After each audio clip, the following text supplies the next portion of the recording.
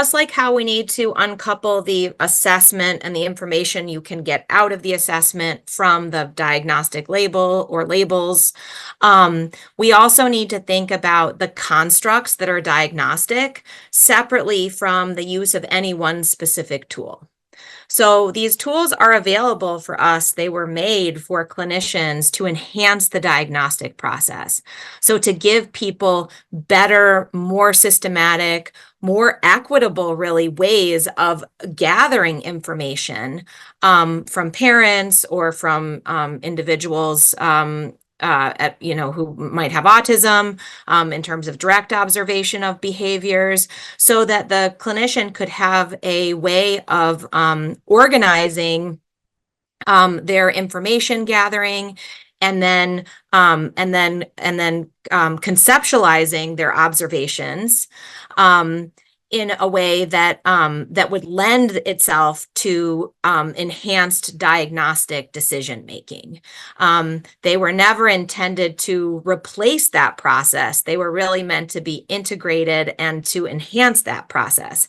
And I think just like shortcuts happen in every which way, people are looking for faster, easier, more straightforward ways to make these really, really complex diagnostic decisions.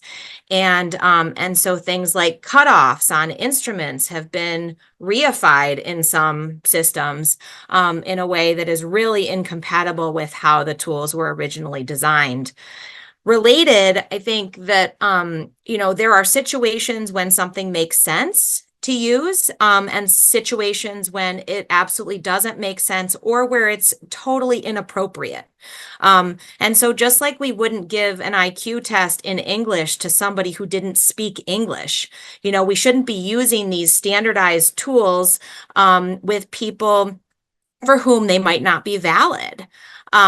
That doesn't mean that we don't assess for autism, right? If you had a child who was deaf, who was, there was a question whether they had autism, or a child who was blind and there was a question whether they had autism, you just can't use the tools in the regular ways because they weren't validated for those populations. But you have to figure out how to assess the diagnostic constructs relevant to autism or whatever else you're assessing in the presence of these other conditions that complicate kind of standard administration of tools. And so those are just examples of times when you have to make use of whatever you have and look beyond the regular way of doing things to do what this family needs. And that really requires a lot of training too, because clinicians should ultimately be empowered to select an assessment battery that makes sense for a particular patient. And I think that's, one thing too, that we shouldn't ever be doing tests that aren't answering a question, right? Testing for the sake of testing is not good practice.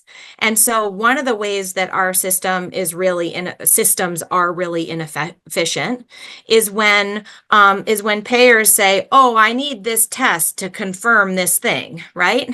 Well, that's not the point. The point of the test is not to confirm something. The point of the test is to elicit information that the clinician can use to figure out what we should do at this moment. And so again, I think that there are a lot of policy changes that need to be made in all over the world. But ultimately, just remembering what the point of what the point of the assessment is, or what the point of the assessment in at various stages in the journey of this individual is, and make sure that we're not doing things without thinking about why we're doing them.